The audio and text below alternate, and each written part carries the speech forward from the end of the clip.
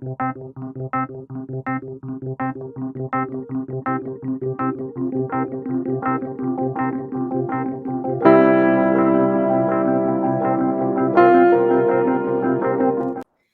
everyone. Welcome once again to Burn News and Views. Today's guest is a noted psychologist in Bermuda who has been assisting members of our community to work on issues that may be plaguing them. One of those issues is loneliness. Dr. Darrien is from the Milestone Limited Group, and he will be sharing his expertise on loneliness. It is with great pleasure that we welcome you to our program today.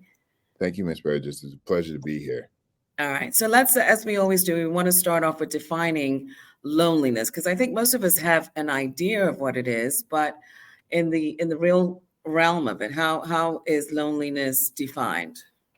Yeah, that's a great way to start. I think that we all have an idea of loneliness. We use it in sentences all the time. We describe ourselves as lonely.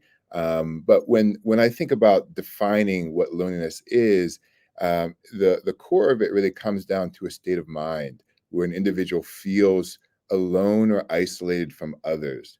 And because it's, a state of mind, it's actually sometimes difficult for others to understand, because as individuals, we all have our own perceptions of the world, and we're all allowed our own perceptions of the world. So what may seem like loneliness to one may not seem like loneliness to another, right? And so it's important that we respect, the different perceptions that we have in our world and try to understand them instead of dismissing them. I think that what ends up happening is the individual feels alone, and sometimes they may be in situations where others may say, yes, I can see that, I can see what they see, I can see that they would be alone in their situation, whereas other situations they may not. So again, it really comes down to a state of mind, and it's the individual's personal feelings as opposed to what others may view or not see.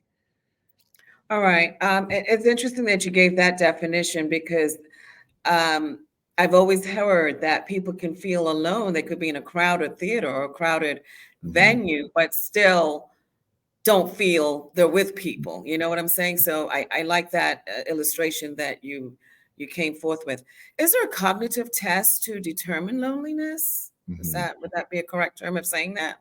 Well, I think that loneliness is something we need to be aware of. Sometimes it's tough for us to understand that we actually feel alone. We just have this feeling, we don't feel right. Sometimes it's in the pit of our stomach. Sometimes, there's physiological symptoms along with it.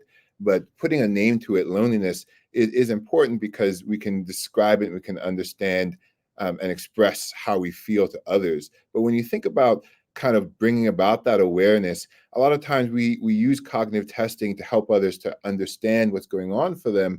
But and there are certain personality tests that can help identify symptoms of loneliness. I'm not aware of a specific test that would look for loneliness in and of itself, but usually when the word loneliness comes up in therapy, it's through exploration and through discovery, allowing the person to feel comfortable talking about their feelings. Because what ends up happening is an individual will sit there and say, well, I know I feel bad. I don't know exactly what's going on for me. And they'll describe a little bit what's going on for them.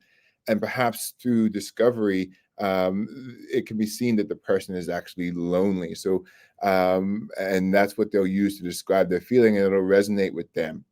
Right. So what would be some of the psychological effects of loneliness? I mean, obviously, the individual just feeling by themselves, right? And it could, the illustration I used earlier, in a crowded theater or something like that. But what else, like mentally, or how are they bringing forth to the others around them? In a, you know what I'm saying? Yeah. Sure. Yeah. And so, when we think isolated and we think alone, we think, no one else is around us. But that doesn't necessarily mean that that's what's actually happening in the outside world. When we think of isolated in terms of loneliness and a state of mind, we're really looking at how the person perceives their world. I can be in a crowded room, but I feel alone because my partner's away and has been away for a long time. And I feel like a piece of me is really missing, and I feel empty, right? I feel isolated. And that feeling for me really really impacts me and affects my day to day, And it can be something along the lines of symptoms that are similar to what we would call a sadness or perhaps a depression, where we're feeling down, where we're feeling not ourselves in terms of our motivation, our energy levels. It could be a physiological symptom in terms of maybe a feeling in our gut, perhaps even headaches. It could be, we could have difficulty getting through our practical day. Mhm. Sometimes when we feel alone, it brings about this feeling, oh, what's the point of getting up in the morning? That kind of deal, Yes, good. and it can be really visceral. Right. Even if it doesn't seem to be the case for other people, it can be really visceral. And that, again, it's so important to understand that, because for others around them, family members, people close to you, they may not fully get it, but that doesn't make it not real. It just makes it something that you're experiencing that other people have a tough time tapping into and understanding. Yeah. So the last time I spoke to you was actually the height of the pandemic. Hmm. And I mentioned that because I think a lot of people in our little part of the world, the loneliness was so apparent, which is what kind of drove me to want to do this topic, Hmm. because people were so by themselves, physically, mentally, the whole bit. Hmm. And, because of the constraints of you can't touch this, you can't do this, you can't do that. And I felt like, wow, this is really bringing it on more. What do you think? What do you say to that? Yeah, I would say that certainly during the pandemic and feeling isolated, we were put under restrictions that we not normally put Normally, under. right. And Mhm. so things that we often take for granted, even just being able to take a stroll out when we want to, or going, or the advantages of actually going to work and seeing our coworkers and feeling like they're a part of something. Especially many people perhaps live on their own. Some people don't, aren't used to missing out on the day to day with work, and so it becomes a challenge for these individuals, and it puts them in a vulnerable space. Right, Uh, not unlike the fact that we're more vulnerable to catching colds during flu season, or perhaps in a classroom. There's just certain areas where we just have to be more aware of things, because things like loneliness can come up for us in these kinds of moments. But for us, right. with the flu season, it's predictable, right? We can predict So, that yes, we know what's gonna the flu happen. season come up. We can prepare. We can do those kinds of things. With COVID, we did what most Bermudians do in a case of crisis, and we look to our hurricane training. We batten down the hatches. We say we're okay, but hurricanes don't last months. Forever, Right? right, They don't right. last weeks. They last days. And so after a while, loneliness kind of sets in ways that we didn't anticipate, because we just weren't prepared for what No, was going to yeah. happen. Yeah, and we're for the most part a touchy-feely community. When you go to the supermarket, you say, "Oh, cousin so and so," you give them a hug, and everybody was so scared of touching anybody Mhm. because we just the ramifications of that is like, "Whoa, if I touch you, I may get COVID," and so everybody was, "Oh, I hope we never go there again." But you know what I'm Mhm. saying? It was really, really a Mhm. tough time for all of us to go through. Mhm. Yeah, Certainly.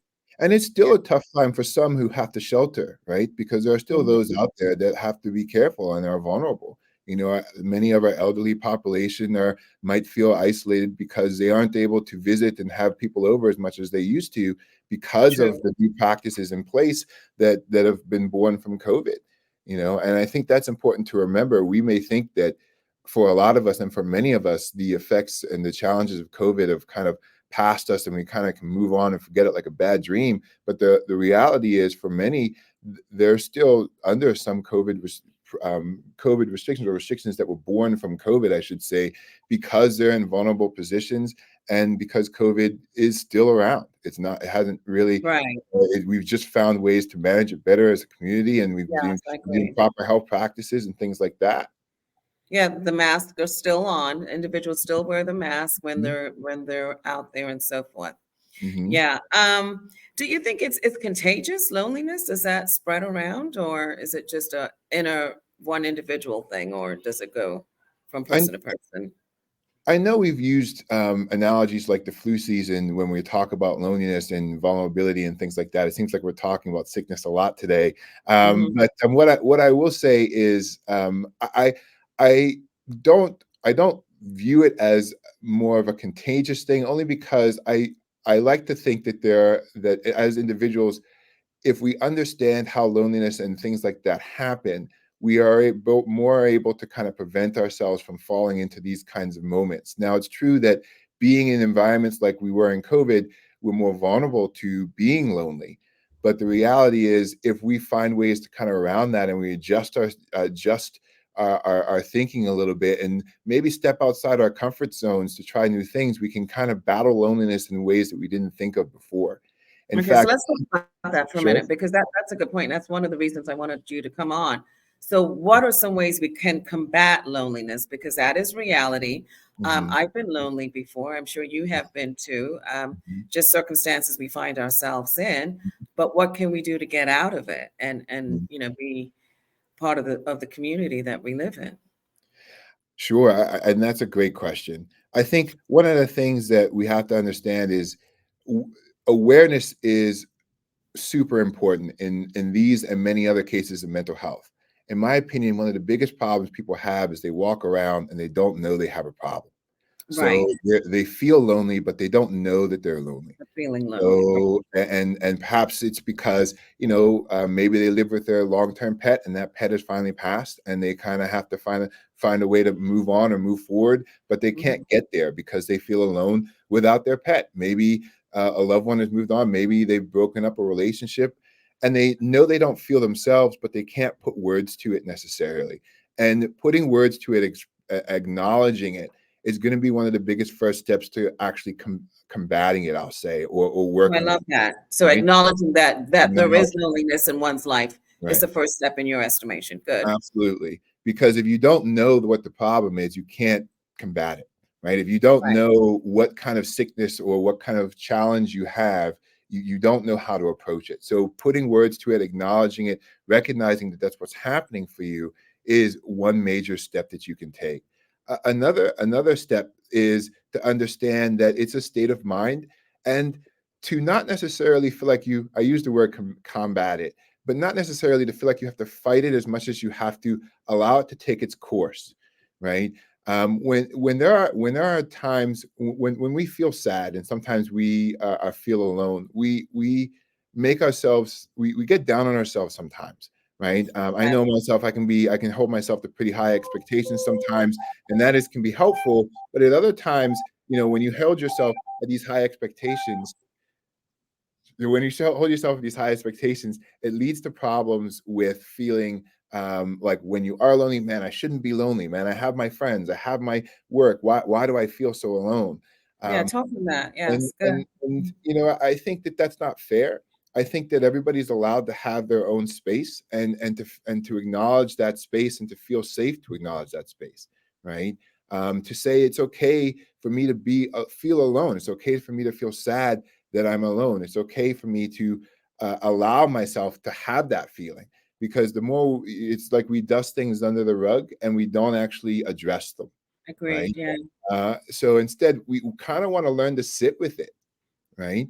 I have a noise canceller in my room. It's a machine that sounds like a large, loud air conditioner. And when you come in, you first really notice it. You're like, wow, geez, I don't know if I'm going to be able to think straight with this thing in the room, right? Hmm. And we sit down and talk. I do my introductions, and I can see new clients say, this is kind of strange. I don't know if I can really, focus Hmm. as much. But they're pleasant, they're kind. They don't say anything too much about it. They don't want to be rude. But eventually what ends up happening is what happens to many other things in one's lives. Once you sit and allow yourself to sit with it, it just kind of naturally fades, and naturally kind of you get used to it and you build tolerance to it, Yes, right? so true. So over time, it becomes a space where it just kind of you're allowed to move on with your life while it's still being in existence. And that that's what we're trying to kind of aim for, if we can picture something, not necessarily fighting it as much as learning to acknowledge it, learning to understand it, and learning to move forward with it still being a part of your life, but not necessarily in like I'm lonely for the rest of my life, but until the point where your mind just naturally allows yourself to kind of move on from it. And that's a natural form of distraction. And what people tend to do is, you had people that would garden, you had people that would try and talk to people online.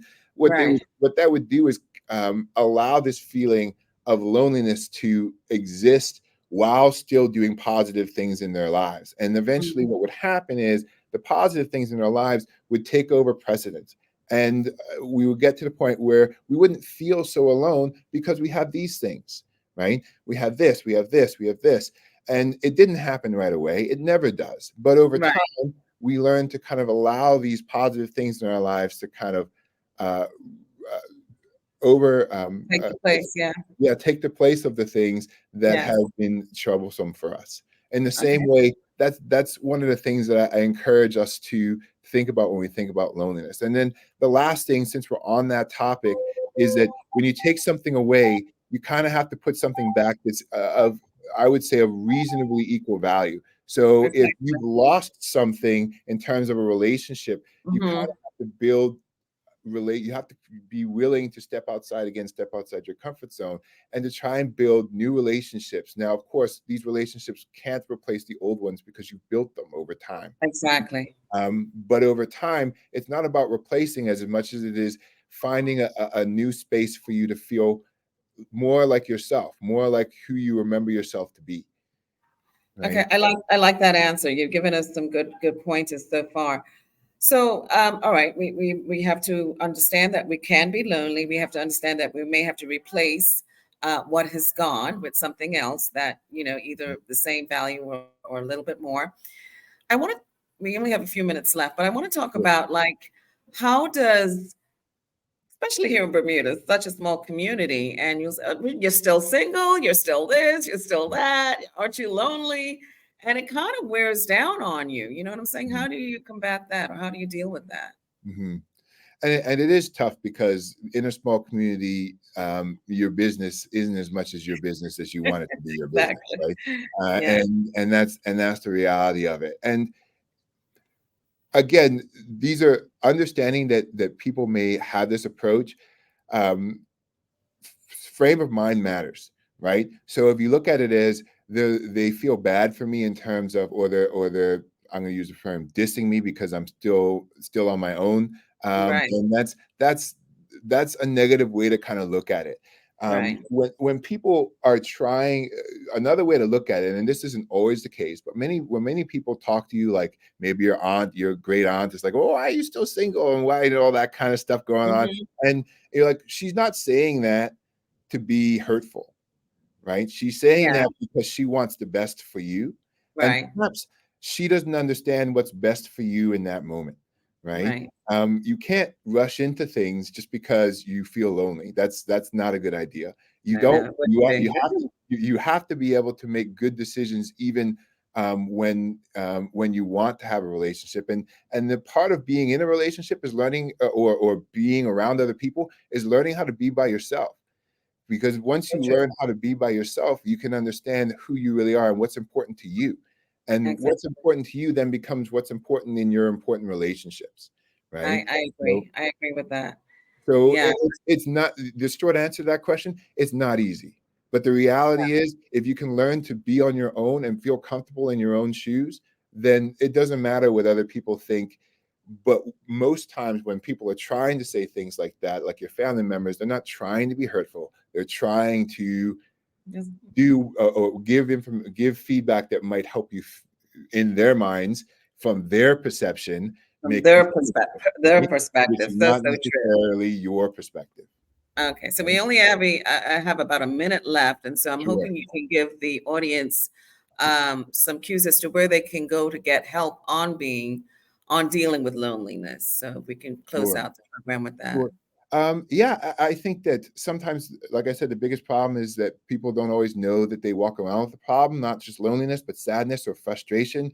And it's something that, if you feel like you're not yourself, maybe coming in and talking to somebody like a therapist, a counselor, can really kind of just, bring things to light in ways that you hadn't thought of before. It's not necessarily something that you do long term. It's just something that we kind of learn and explore together. Milestones, you can find us on the websites. There are other valid providers on the island as well that do great work, and I encourage people to try and seek out help. I think one of the bravest things people do is be willing to ask for help, because it puts you Right. in a vulnerable situation and allows yourself to be vulnerable in a space, and that's not easy to do. It's just not. Okay. Nicely said. Thank you so much. Right on time, too. Okay. Thank you so, so much for joining us. I Thanks for really having me. appreciate it. Take And care. you are from Milestones. And give us your phone number if anybody wants to reach out to you. Sure, it's 295-7766. All Okay? right. Thank Two you nine so five much. 7766. Thank you. All right. Thank you, Dr. Ray, Thank Dr. you. Darrien Okay. Ray, right here on Burn News, News and Views. I'm Shay Dawn Burgess. Thanks for joining us. Thank you.